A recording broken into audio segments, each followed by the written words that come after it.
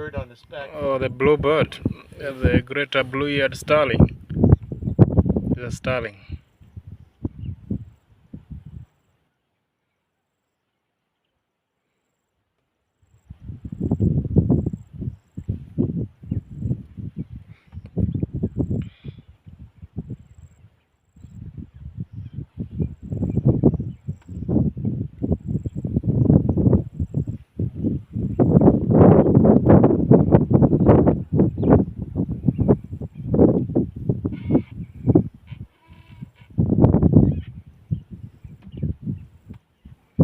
So the bird is happy because it's disturbing the grass, the insects in the grass. Now the bird can get the food easily.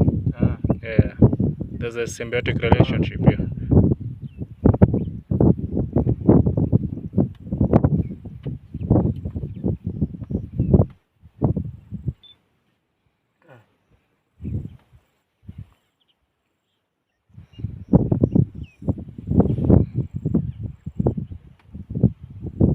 See, the bird is now moving down. Yes. Where the insects are. Yeah.